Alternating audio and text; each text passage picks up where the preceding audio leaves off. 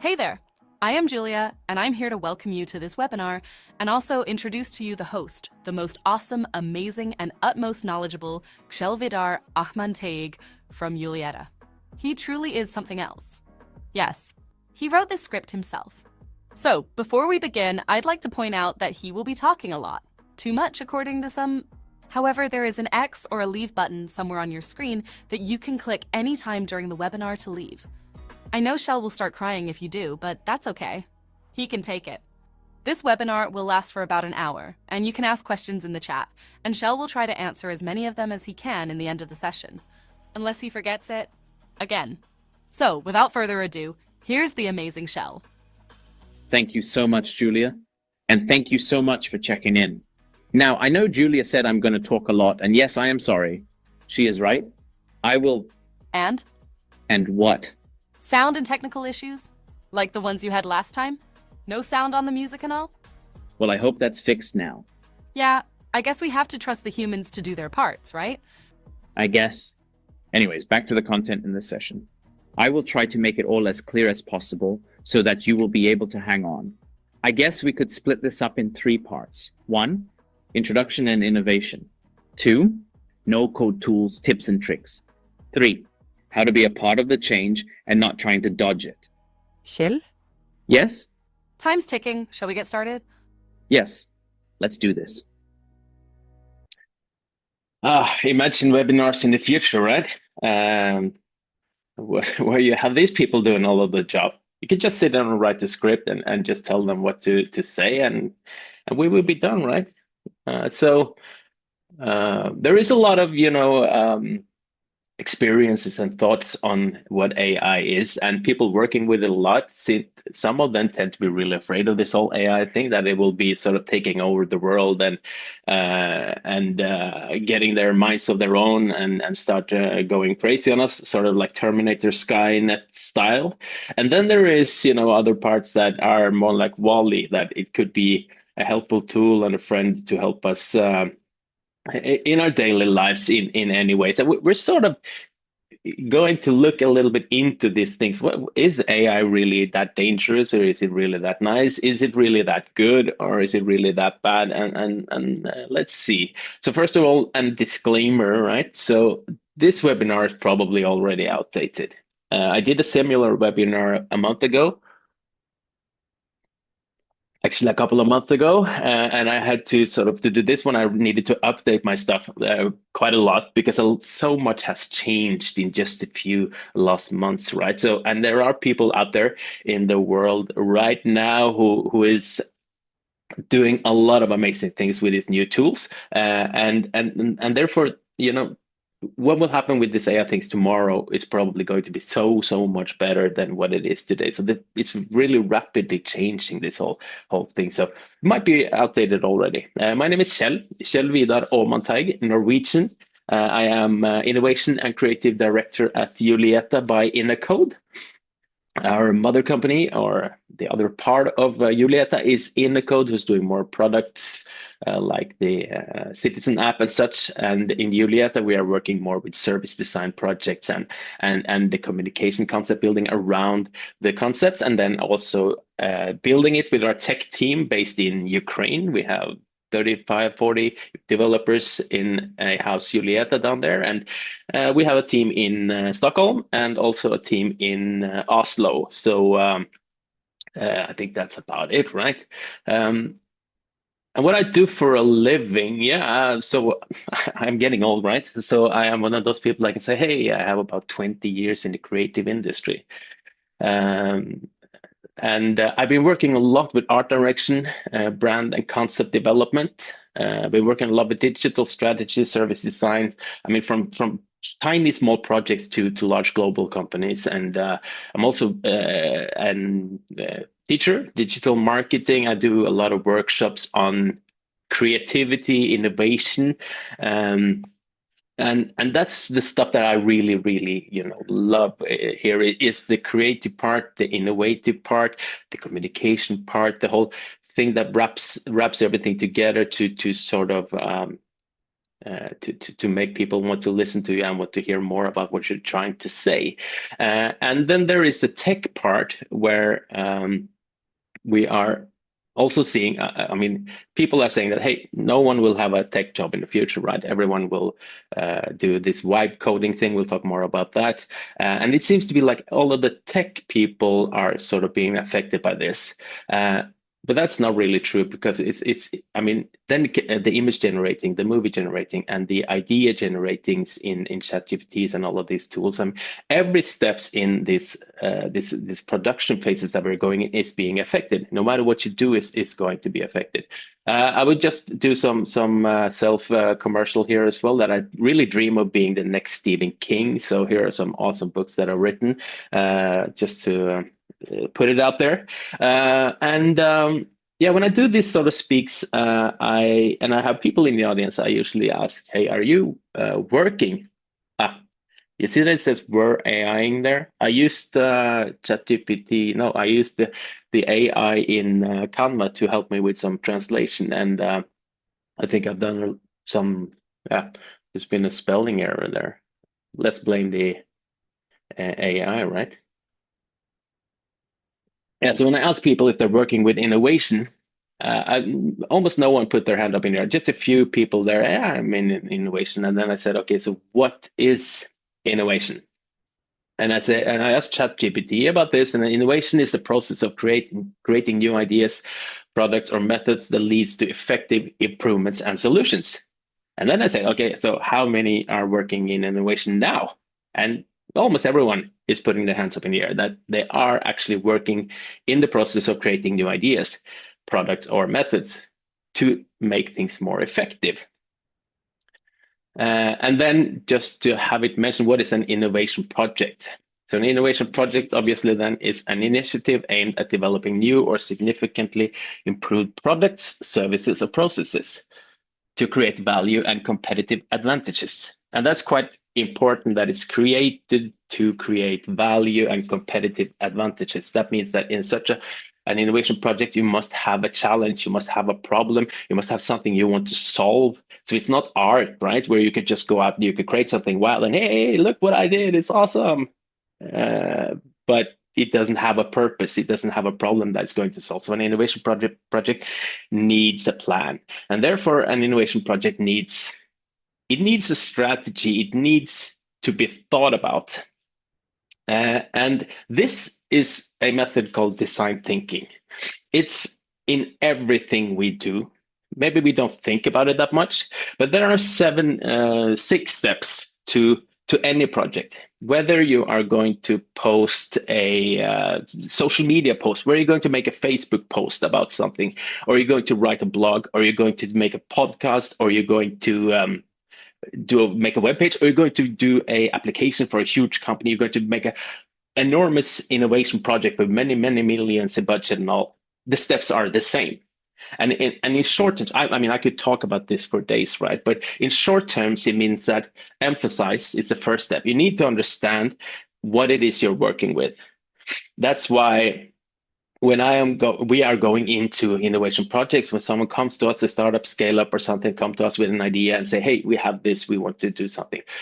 We start asking a lot of questions, and we're kicking in open doors all the time. And by that, I mean that we are asking questions and we hear what you say when you present it, but still we are asking, and still we are trying to verify that your idea is correct and everything. So that's why we're asking a lot of questions. It's even though I love creativity and I talk a lot about the creative process, these steps are the most important things in the creative process, because an idea or creativity, an idea is actually just 2 thoughts or more thoughts before put together into a new one. That's an idea. That's quite simple.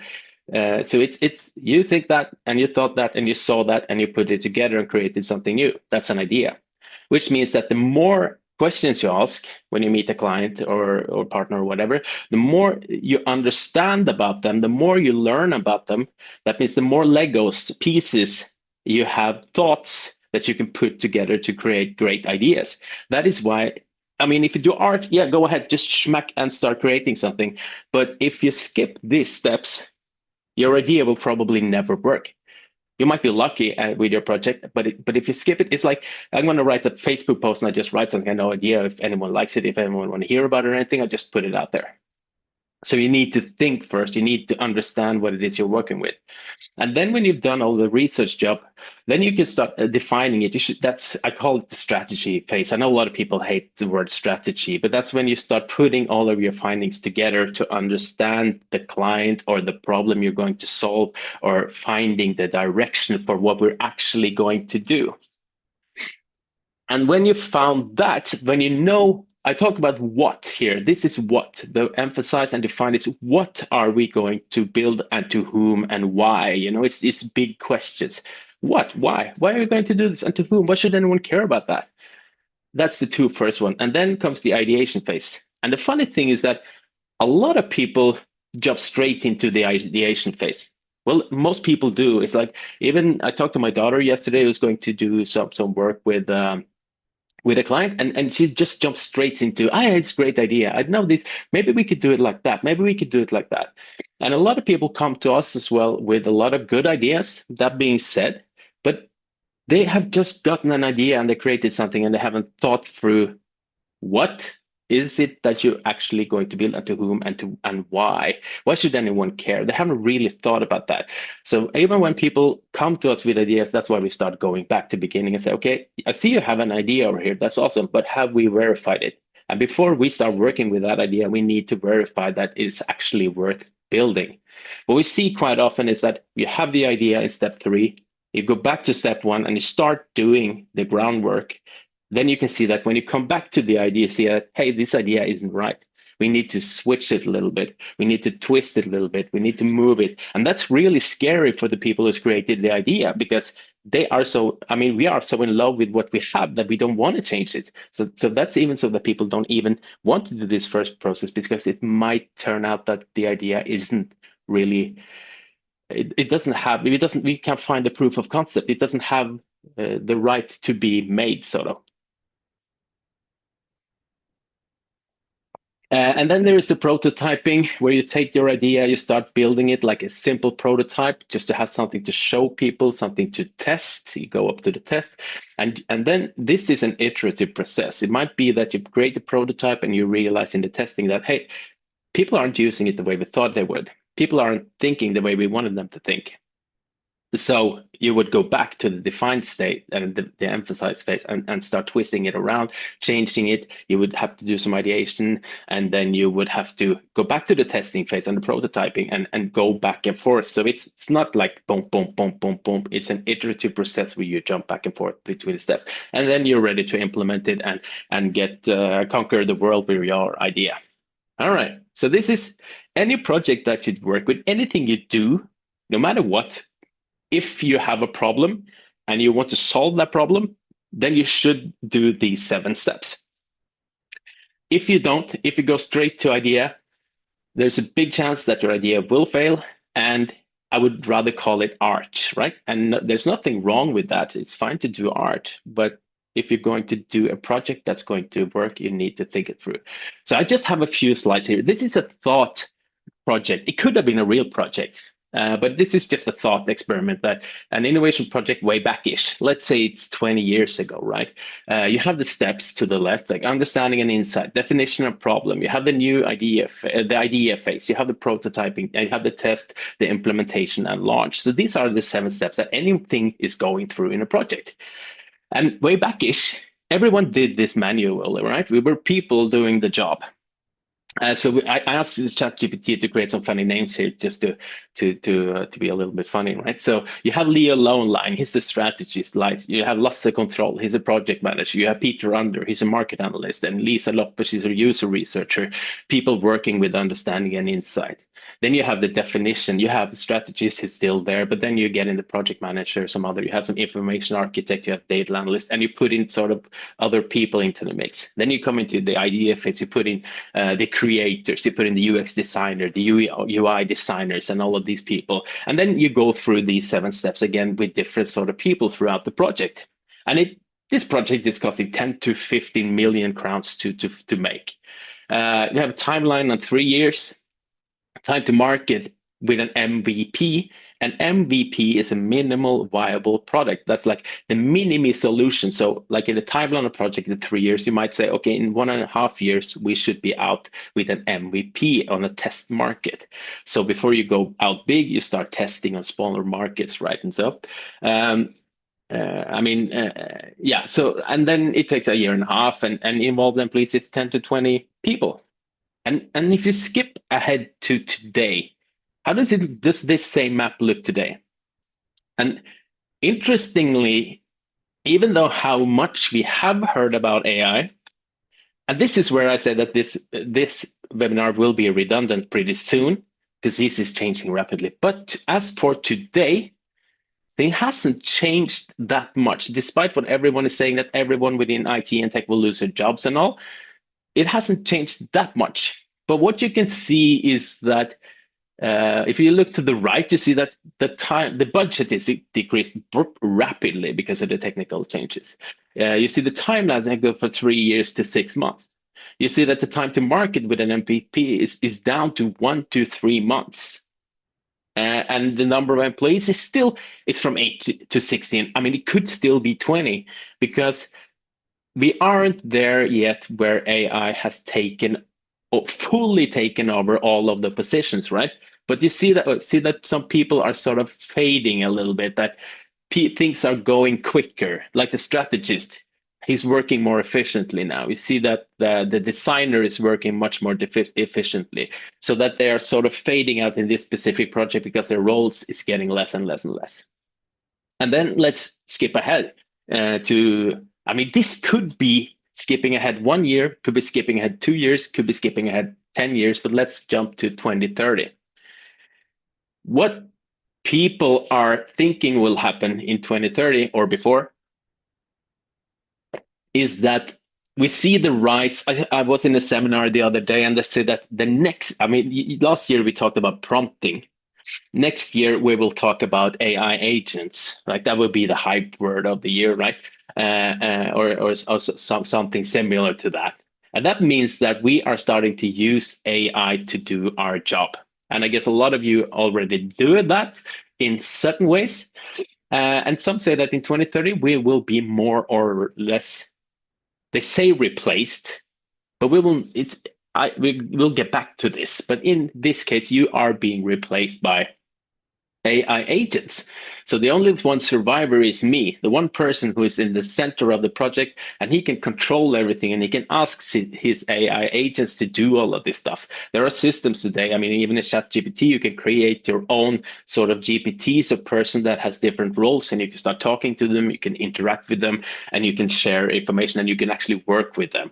And it makes things a lot more efficient in many ways. So you would be down to a budget on a huge project in 2005 to like 100,000 now. You would be down to 1 to 2 months before you actually get the idea and the project is out there. And time to market, you would have a prototype in a month or less. I mean, could be a week, it could be days, it could be in hours, depending on what it is you're creating. And then what's the next step then? Well, that would be that we are not doing anything at all. We are just relaxing. Thanks to AI, everything has changed. I can relax now. Yep. That's right. Good times. We can relax now. AI has taken over our jobs. Okay, so then should I just stop working right away? I mean, will it really be that bad? I didn't look bad though on the screen, it looked quite nice, but still. There is an inevitable technology revolution going on. There is a lot of things happening with this AI stuff. I heard some other webinar the other day where some even said that, hey, this is bigger than when man discovered fire and started to control fire. It's like that big, this change.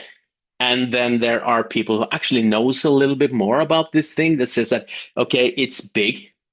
It's probably bigger than the internet when the internet came. And it could perhaps be compared to the industrial revolution in the way we are working. And in the industrial revolution, when they invented the tractor, everyone was like, hey, we don't want a tractor. Let's burn the tractor. Let's crash the factories and the spinning jenny. We don't want that. It's taking all our jobs, right? As far as I know, the farmers still have jobs. They work in totally different ways than they did back then. And people are still making clothes. They're still sewing and all in totally different ways thanks to this new invention. So it's not like some invention has ever happened that suddenly happened and then we were out of jobs. We didn't have anything to do, but it changed the landscape. When the internet came, obviously a lot of things changed. And even when social media came, like with Twitter and Facebook and all, what happened to the journalists, right? A lot of journalists lost their job they lost the job or they changed their job. I mean, as far as I know, we're not seeing a lot of journalists running around the streets today being lost and don't know what to do. Social media ruined us. It didn't. It changed the way we work, and that's what will happen here as well. And I will not dive into the history of AI today, but obviously something happened here in 2022. I compare it to back in the days we used to, when we started creating websites, we were building websites from scratch and we were building the CMS of the websites, like the content management systems, from scratch. And then WordPress came along and said, hey, we've created this wonderful CMS that everyone can work with, and it's open source.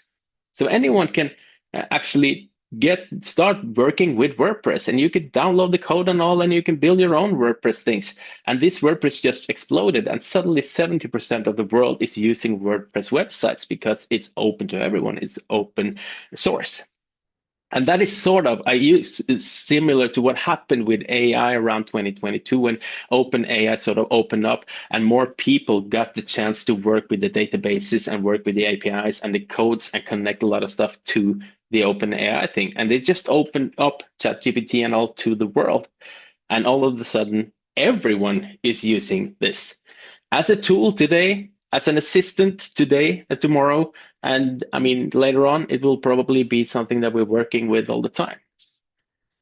And then we're going to move a little bit into how is this then changing the 6 steps of the design process, or the 6 steps of creating anything. I mean, we talked about this stuff, right? Emphasizing, understanding what we're doing.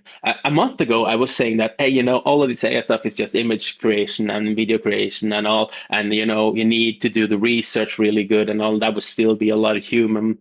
And boom, they just launched this new deep research module. And I was like, oh, damn, I lost my job too. But I didn't. I'm still here. And I'm not worried. I will still be here tomorrow or for the next webinar as well.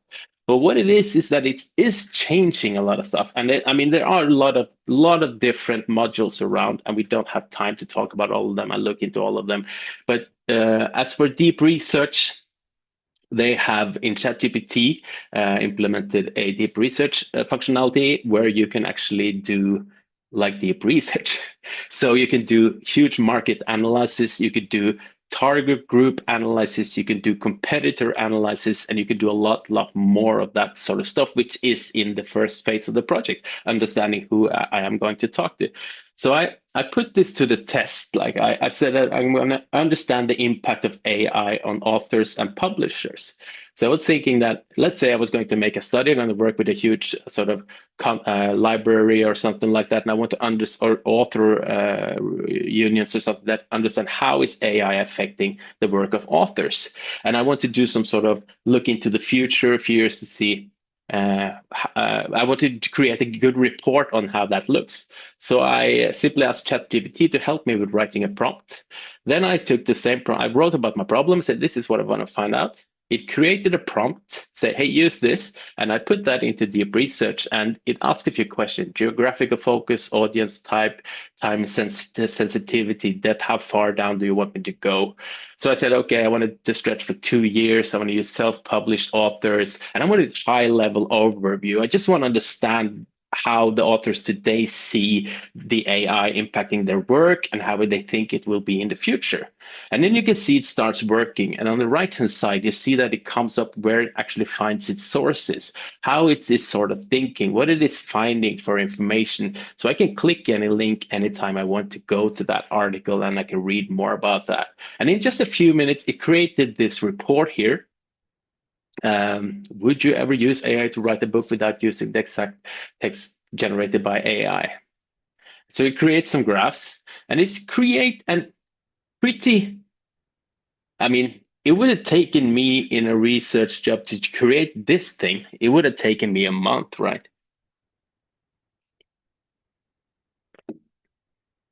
So it's quite impressive what it does there in no time. I can't remember, it took me 20 minutes or something to create this report. And you could try that on anything you do.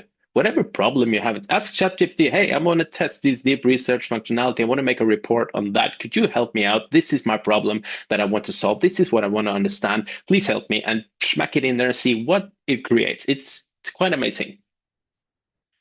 And it's always correct, right? Not that long ago, it suggested that you should close down 8 schools in Tromsø, a municipality in Norway. And it's even quoted from a book written by the municipality director. And he got the report, and he read this report, and he says that I have previously been misquoted and misinterpreted, but I've never experienced being quoted for something I never wrote, says Professor Thomas Nordahl at Inland Norway University of Applied Science to the newspaper. So in this article created by ChatGPT, he's actually quoted from a book that is never written. And that is one of the major problems or challenges today. Today, that is a challenge, that it's still hallucinating. It's getting a lot better, but it's still, if it doesn't know what to answer, it makes something up. That is a problem. So back to the report that we just saw, I would never use that report straight out of the box and say, hey, look at this report, look what I made, right? That would never happen. But we will work that way in the future. We will create stuff like that way. But you need a team, and you need people to understand what is written, what the report says, and you need to analyze, is this the truth? Is it not? And then you can go through it, and you can verify it, and you can moderate it, and you can fix it and tricks it, and then you can create a good report that is actual valid. So source checking and all of that in the future will be of immense importance, right? You cannot, I mean, people can create this stuff anyway. I can go and say, look, I have this report proving that I'm right, even though it's not. People can create their own truths like in seconds. So it's that's where we are on the scary part, right? With the Terminator and Skynet and all. Yeah, and then, so that's sort of like strategy, very quick. That's the 2 first phases. You could use it to do competitor analysis, target group analysis. A suggestion is to use ChatGPT, and you have this functionality to create your own ChatGPT, and you could put in a persona. So for this webinar, for instance, I could create a persona for a visitor to this webinar, and I can say to ChatGPT, hey, I want you to be this persona, and I want to interview you about the content of this webinar. And you could do that for whatever thing you are going to produce, going to communicate, present, whatever. You could, hey, I'm going to hold a presentation at the seminar about this or that. I want you to be one of the target groups. Here is a persona, and I want to interview you about the webinar. And it won't be perfect, but it will give you ideas, and you will think, aha. So we have the strategy. Now let's start to write some text, right? So how could that be done? Oh, I'm going to click play somewhere here. No, there we go. I have a text for an upcoming webinar. I will type it into the chat here. Let me see. Great. Okay, I see the text you've provided for your upcoming webinar. It looks like it will be an interesting discussion about innovation and AI.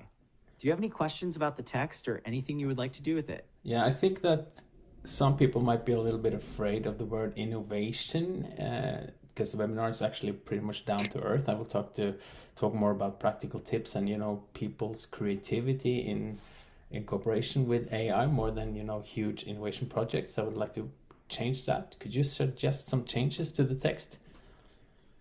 Sure, I can help with that. It sounds like you want to make the text feel less intimidating and more accessible to people who might be wary of the word innovation. I can suggest some edits. Would you like me to focus on specific parts, or do you want me to take a shot at rewriting the whole text? You could rewrite the whole text, and I could work with that. Okay, here is a revised version of the text with a focus on making it more approachable and less intimidating. We are all creative, whether we realize it or not. This webinar will discuss how we can all use our creativity and work with AI tools to make our work even better. Join Kjell-Vidar, with nearly 2 decades of experience as a creative director and leader, as he shows how to use AI in your daily work. He'll offer practical tips and ideas to help you use AI and develop your own unique creative approach. How does that sound? Sounds good, but I was talking to a guy earlier today, and we talked about writing and how AI would affect writing books in the future. And he talked about this friend of his who was an author, and he said that writing books in the future will be like being a movie director.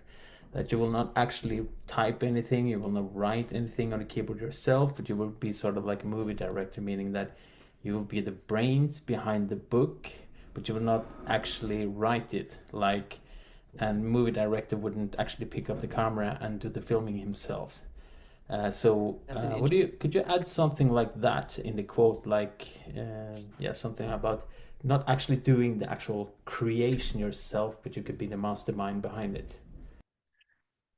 Yeah, so this was a conversation I had with Google AI Studio. Sometimes it's so stupid, and sometimes it's pretty good. Now when they were talking about books, they would go for anything. I mean, imagine you're home, you're cooking, and you have your Google thing on, or your whatever preferred AI assistant that you have, and hey, you get this idea while cooking and say, hey, that text that I wrote this morning, could you go into my documents? I mean, you wouldn't have documents. Could you change the intro about this AI thing to something else? Yeah, sure, I can do that. How about, yeah, but could you, I mean, people are saying that in the future, we might not even use keyboards or anything, right? Because we just tell the system what we want. We are not actually making anything anymore, perhaps.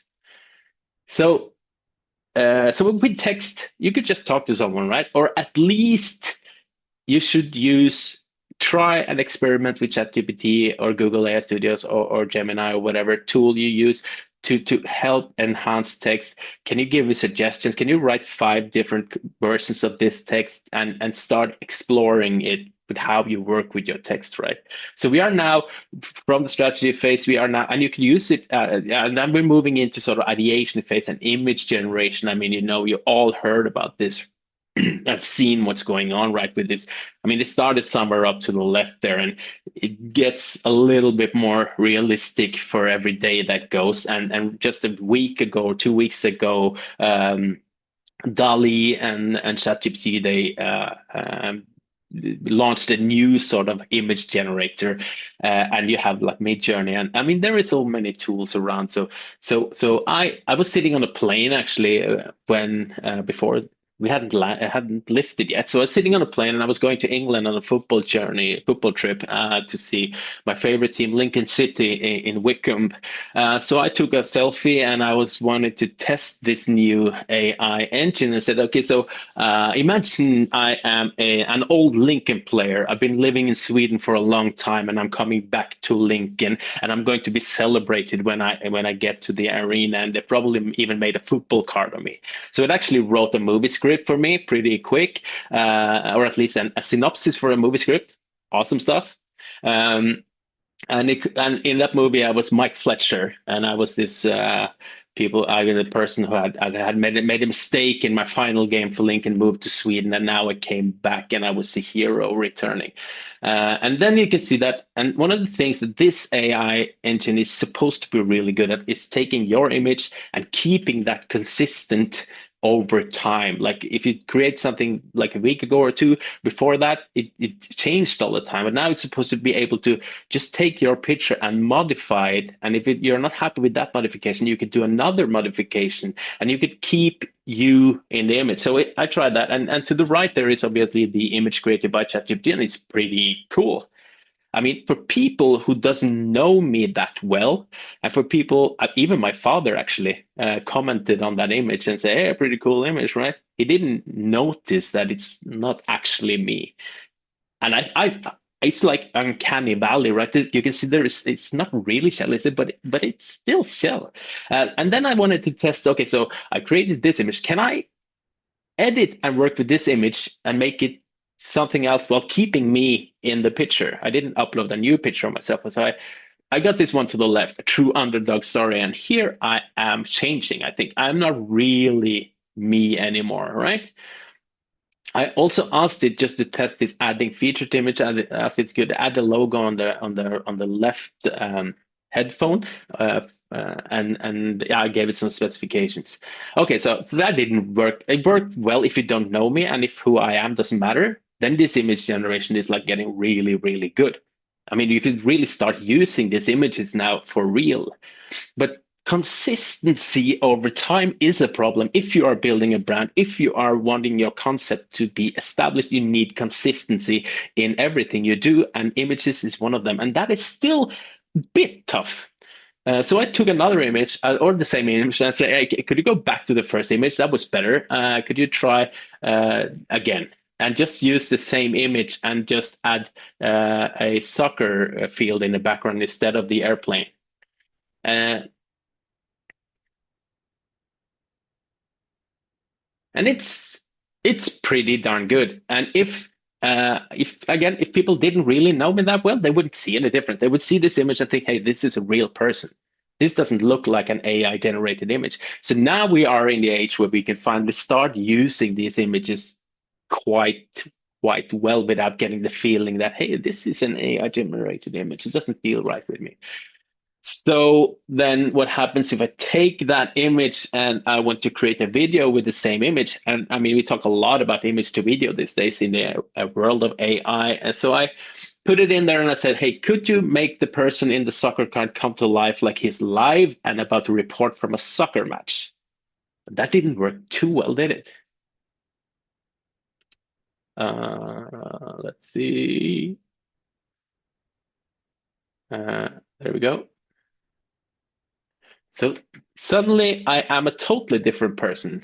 And that's a bit scary if I have some sort of person that is a spokesperson for my brand and we start using AI generated images and suddenly he's a different person. That wouldn't be too well, right? So I tried again. Okay, let's see what happens here. He's about to watch a soccer game. He's about to report. So it just creates another still image of another person, not really me, right? That's kind of cheating, isn't it? So I did it again. Do not change the layout. I want this person in the image to come to life. And that's what it did. So, hey, that's not what I wanted. So I tried again. Make this person look like he is talking. And this is pretty good.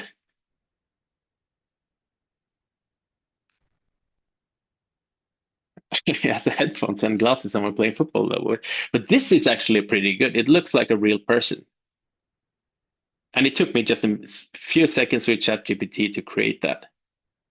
Even though it's not really me, but if who I am doesn't matter, then this is definitely something that could be used in a simple post or images on a web page, in email marketing, in any communication that you do or any application that you build or whatever. Try another example here. Can you make me look like I'm actually playing live? And what it does there is it's switching person for some reason. That's not really working too well. So it's still a bit unreliable, but it works very well in certain things. In this case, I took an illustration that I made and I said, I want to make a simple Instagram post, but I thought that the image is a bit, it's an illustration is boring. So I wanted to, can you make this animation just come a little bit to life? And it created the image to the right. And that's pretty cool. And I've used a combination here of Sora. I mean, if you go to ChatGPT, you would have a Sora button up to the left. That's where you can create image to videos like this. Or you could use Widify in video, etc. But try out Sora via ChatGPT first. That would be a great start. And this, I mean, you understand this will change a lot. Like Coca-Cola in the winter, when they launched their new Santa Claus is Coming Home video, they didn't use actors, they didn't use studios or anything. They created everything with AI. They have the budgets, they have the people, they have the skills to really make awesome stuff, right? And they didn't even, and that was a lot of commotion about this. Hey, what, this is fake and all, and it's not. But they weren't complaining about the quality of the video. They were complaining about the fact that they weren't using real actors. And I just recently, a couple of days ago, read that H&M, the clothing brand, is totally changing the way they work with images now. They are creating digital twins of their photo models. So to the left, you have a picture of Matilda Giovanni. She's from Next then, and from New York. And they said that they had taken about 25 really good fashion pictures of her, and then they created a digital twin. And then to the right is her digital twin. And that totally changes how we will work with models, with images and all. But it's a sort of fine way to see how can you still be a model in the world of AI and work with AI instead of working against it, pretending it's not there. So this is quite interesting as well. So they are now using digital twins, and photographers in the same sort of sphere couldn't tell the difference between the actual module pictures and the AI generated ones. And this, again, it changes also the way we work with photography. Like back in the days, I would have to sit in Photoshop and I would paste and I would copy and I would click. Today, I just simply say, hey, I want yellow road lines on the picture. Can you please add it? And I wouldn't even need a keyboard to do this. I could simply just sit here and talk to my Photoshop and tell Photoshop what to do. So I want to remove this, or I want you to change the background to wet alley at night, like in this case, add the sign over there. And I mean, I could do this while maybe not driving a car, but still I could, you know. So it's changing a lot, definitely. But it's not taking away our creativity. It's just changing the whole concept of how we work with it.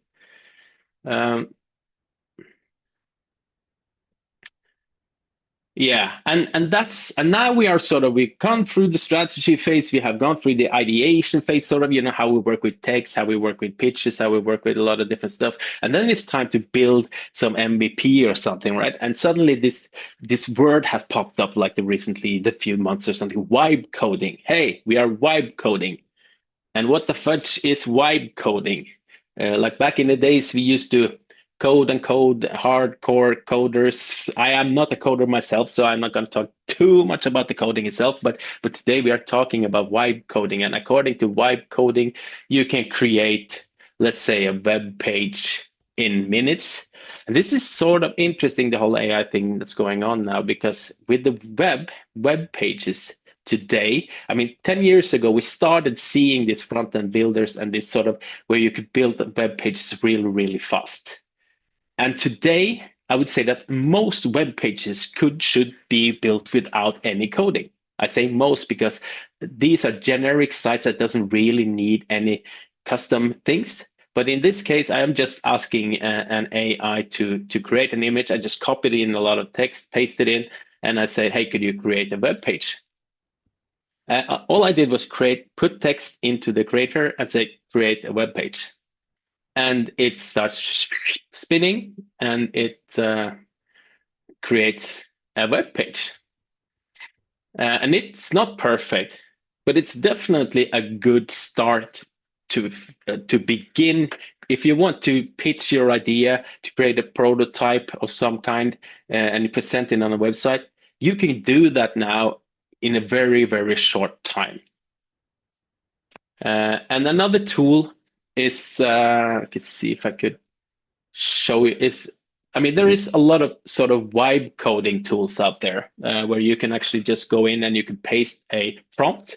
Like in this case, I'm not sure if it's going to work now, but you're not supposed to do this like live because it might not work. But I said I could create a landing page for an interactive book campaign, book app. And I just pasted in the link to my web, and I pasted in some content, and I could ask it to create a web page. I could have asked it to create an app or anything. And here on the side here, you can see the prompt that I asked it to work with. And it says over here now that it's spinning up a preview of my web. And it could have been an app, it could have been anything. And this is what vibe coding is all about, right? It's like you don't actually do any coding yourself in here. You just go in here and you ask Lovable, in this case, to create something, and then you ask it to change it, to update some stuff, and to fix some stuff. Hey, could you make it 2 columns instead of 1? Could you change this to that, and so on? And now this is taking a little time, so I could see if I can show an example here. So maybe I'm getting the same picture, or we might just, yeah, so it's working with it, but here you can see it creating this demon whisper chat. So it's up there, so we're still working on it, but it could be, I did the same thing earlier and it created this for me. I didn't code anything in this case. I got this chat windows. I can click in this and I can start chatting with the characters of a book. I can scroll through and see the different people. I just said, hey, I want an interactive map. Could you use this image and create a map and add pointers to the map of where the people live and such? Hey, I want the weather, I want the latest news and so on. And this is an application that I can start using right away. Now let's see, we're going to see if we can come back to this one to see what it actually created. It takes a few minutes depending on your prompt and all.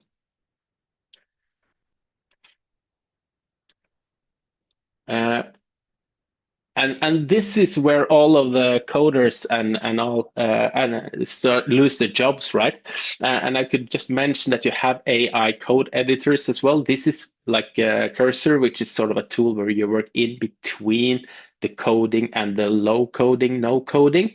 So it's more like a combination of stuff. So there is a lot of different tools going on here, and maybe that's another webinar where we can have some tech people coming in and talk more about those tools itself.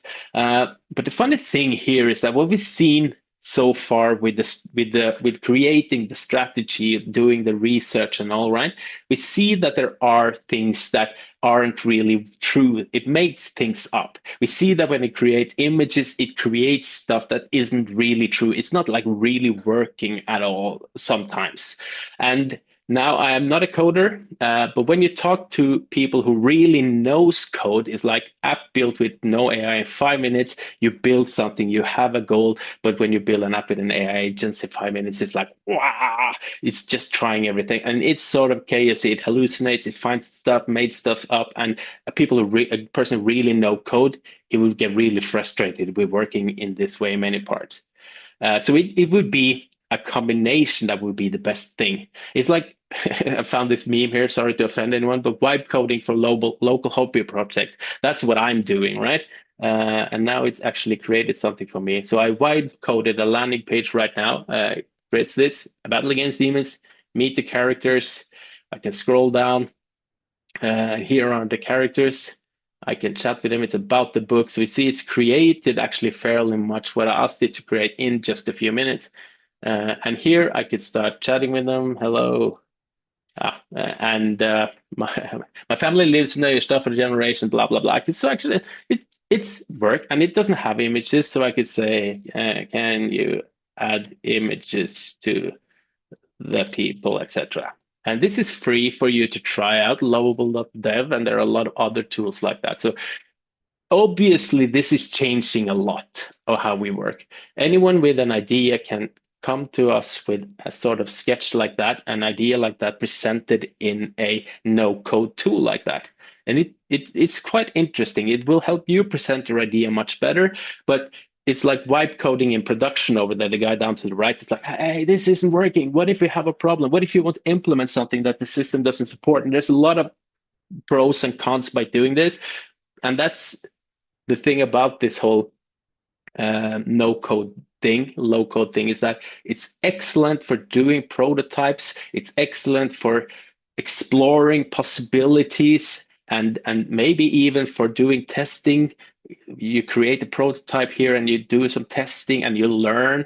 And you might even launch it, might even work straight out of the box. But what happens that day you get 1 million users and you really need server capacity, or you get some crucial fix that the system doesn't work? What happens then? So there's a lot of considerations to be made. But I would tell everyone to go in there, start exploring, start creating, and we just have to see where this takes us. It will change the way tech people work as well. And they are already, I mean, like as a designer, I use these AI tools a lot. I have some issues with them. So I hate them and I love them. And that would go for the people as developers as well. They would hate these tools and they would love these tools. I mean, there are so many possibilities, but it's not really that awesome yet. Yeah. Hi again. So don't tell me I didn't warn you. He will talk a lot and he is not done yet. Far from it, I'd say. Maybe time to step on it, Kjell? Oh yeah, but just wanted to show them all some of these tools. Like how I can make myself say whatever I like with synthesia.io. Imagine all of the possibilities. I mean, video is one thing, but I can use different voices, moods, and I can speak in whatever language I want. Kjell, ¿qué quieres decir? Tarkoitan puhumista eri kielillä. Warum würdest du das tun wollen? Fordi jeg kan? Var det dansk? Ikke du norsk? Oui, mais je teste juste d'ajouter plein de mots dans différentes langues pour voir si ça marche. Detta är ju underbart. 是的，想象一下，这对使用不同语言进行交流会有什么帮助？ Kjell? Come on. Time's ticking. Shall we continue? Yes, let's do this. Yes, this is also another thing you could try checking out. I mean, what this does to the way we think about language, like I haven't said anything of these words. I just put in the scripts, working with ChatGPT, having translations. So I put it into the script and my avatar is doing all of the talking in any language I want. I can change the tone, I can change the voice, I can create myself online, right? And this, I mean, working in municipalities or in companies with a global audience, with people coming from all around the world, you could have the mayor or you could have the CEO, whomever, welcoming people to the site in any different language that you would like, right? And so this is also changing a lot on how we are communicating. So I just wanted to tip you on that. So I'm going to wrap up. I have 7 minutes left. I might be a few minutes over, but I'll try to wrap it up because I promised that I would also talk about how to create a culture for innovation with AI at your workplace. And now we are sort of onto the people parts, right? I mean, because we talk a lot to people, both who is extremely forefront on the AI evolution and knows everything what's going on there. And we work with people who are more reluctant about what's going on. And we are working with people who's not in there at all. And a lot of people are frustrated because I really want to explore these things, but I don't know where to start. I don't know what to do. I don't know. My bosses that won't let me and all. And there are, working with creativity, I found there are 5 steps for creativity. Well, actually, I didn't find it. John Cleese actually set 5 ground rules for being creative. That's an oldie reference, right? John Cleese from Monty Python's Flying Circus and more.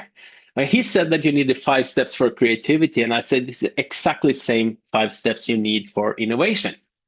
And first of all, you need a place. So that's the first thing you're going to do when you say, hey, I want to start exploring more about AI. Okay, so I say you set a place.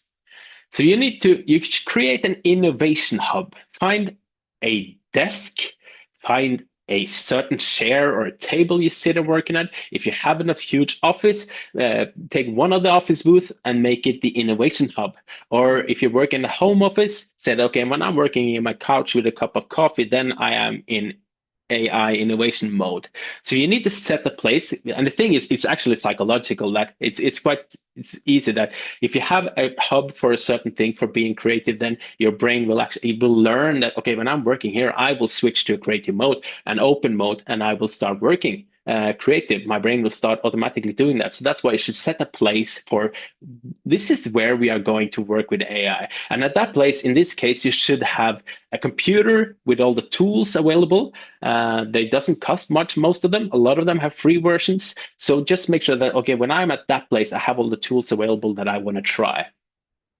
And you need to set the time. That's another thing that people say, hey, I can't put the time, can't find the time, can't set the time to be creative. And I say, yes, you can set the time to be creative.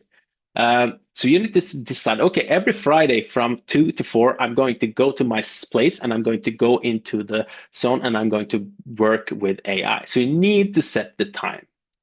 And the thing is that setting the time is that you're not allowed to override that time. You need to learn that that time I am doing this. I'm not doing anything else. You just close away everything. I mean, every issue that appears will be there when you come back from this zone as well. Then you need to set time. So you need to set enough time. You can't say, okay, I'm going to spend 5 minutes to experiment on this every second month. I would say as much, obviously, as much as possible, but at least I think everyone can say that, okay, 2 hours a week. Every Monday from 8 to 10, we are going to the AI zone and we are going to start experimenting. And in this place, there should be enough time so you don't expect any results. Like, okay, within 3 months, we should have made this, or within this week we should have created that. Don't set that time limits. It's just set enough time to make mistakes, to do it wrong, to learn, to test, to be curious. And that is bringing us to step number 4, which is confidence. Is that when we set the place, we set the time, and we set enough time to work with this, we need the confidence that says that the boss or anyone doesn't expect us to come up with anything like real soon. Like, hey, say, hey, I want you guys to make up something really fast. You have to create this, blah, blah, blah. You have to be really fast, and it's not worth it because you're not creating anything. But this should be a place where you're allowed to do mistakes, right? You should be failing and even encouraged, because a lot of people is driven by fear, right? They're afraid to do wrong, afraid to, oh, I fudged up, I did wrong there. I'm sorry, I did fudge that. In this space, in this time, you're allowed to do all of the mistakes you want because you are experimenting. And we know that mistakes drive things forward. And in the mistakes, they are also another Lego in your creative phase. So you could say that, hey, I made a mistake doing that. That was stupid, but it was great because I learned that I should do this instead. So you need to have the confidence there, and you need to have humor. You shouldn't blame anyone for doing, I saw that you made an error doing that, or you fudged up that project, or you made a wrong thing. Because in this place, in this time, we are supportive and we're having humor. No matter how serious the situation is, it's actually, I mean, it's psychological again. Like if you're in a lock mode, if you're in anger mode, and say, I'm going to be experimenting, your brain is like a fist, right? And it's like you have a problem you're going to solve. It's a really serious problem, so we need to be really, really serious now. We need to focus. What happens then is that your brain is up here, it's a fist, and your problem is here, and your brain starts sending signals down to the problem. So you're trying to solve the problem, ding, ding, ding, ding, and you do not get any solution to the problem because the only thing you're doing is that you're thinking up here in your real serious mode, and your problem is down here, and you're sending signals to trying to solve the problem. Then comes humor and play, and that is actually not just to have humor and play, but it's like, hey, let's watch an episode on Netflix of some TV show. Let's look at some sketches. Let's do something else for a while. What happens then is that your brain opens up, and it creates a line over here with input from the TV show you're watching, from the music you're listening, from the jokes you're hearing, from all of that. And all of these things, your problem isn't gone, it's still there, but it opens up your mind for new influences that send signals down to your problem, and it starts solving that problem in a totally different way that you didn't see coming. And it would never go there if you go into a session like this. I'm really serious. We shouldn't joke about that. We shouldn't try that. This should be fun, and it should be open-minded, right?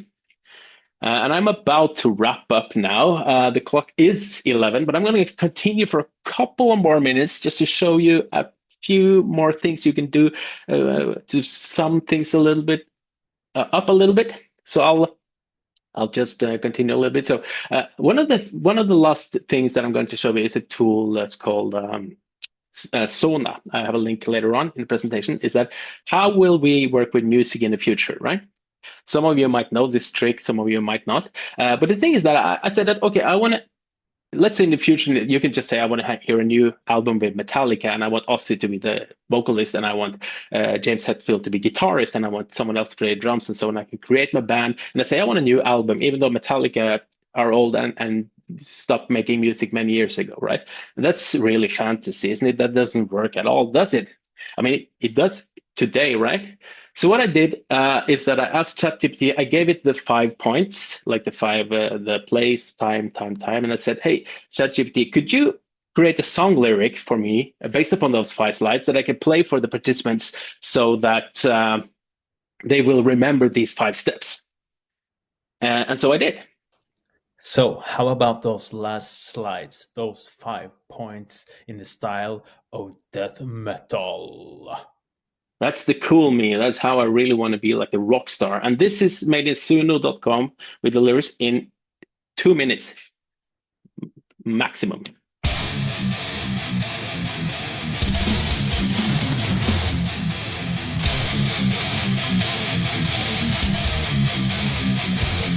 In the heart of the city where ideas ignite, we build a home for dreams in the neon light. Innovation of our stage, our sight. Souls in hand, we're set to rise, create.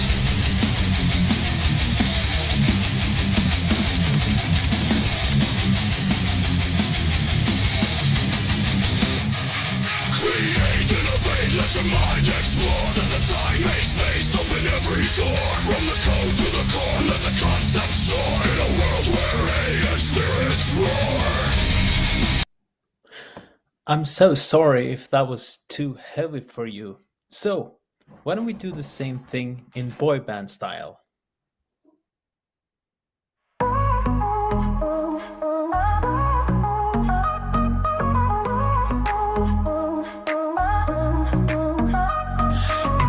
Of the city where ideas ignite, we built a home for dreams in the neon light. Innovation hub, our stage, our site. Tools in hand, we're set to write. Create, innovate, let your mind explore. Set the time, make space, open every door. From the code to the core, let the concept soar. In a world where AI and spirits roar. Calendar blocks but not confined. Schedule and creativity, a paradox we've defined. Iterate, experiment, the treasures we'll find. In the loop of trials, we're not resigned. Mistakes are just sparks, fuel in the flames. Building the courage in these tech-fueled games. Risk with a grin, we've got new aims. Training our sights, setting new claims. Create, innovate, let your mind explore. Set the time, make space. Yeah, so that was created without me saying it or doing anything, just a few clicks on the computer, and that will change the way we think about music as well in the future in some way or the other. There is no doubt about it. So to wrap it up, I think we've seen that AI can be really scary. It can be really dumb. It can be really stupid. But there are also endless possibilities here. And I don't think it's black or white. It's not evil. It's not good. It's what we sort of make it. And I choose to make it my friend. I choose to make it something that I experiment with and work with. And I don't think it will change everything how we work. It would not replace me or anything. I'm not afraid of that. But it will definitely change the way I work. And if you are one of those people saying, hey, I don't believe in this AI stuff, it's not going to happen, or if you're some, hey, I'll just wait here and see what other people are doing first, you should not be that person.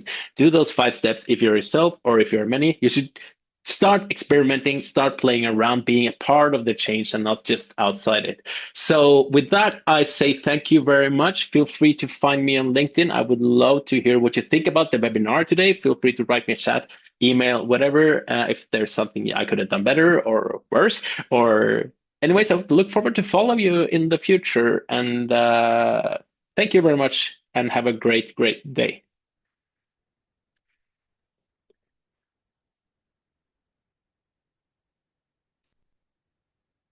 Thank you, Luva. I look cooler now. I'm gonna have this shit stuck in my brain now. Yeah, that's right. If you have any comments or so, feel free to write in the chat as well.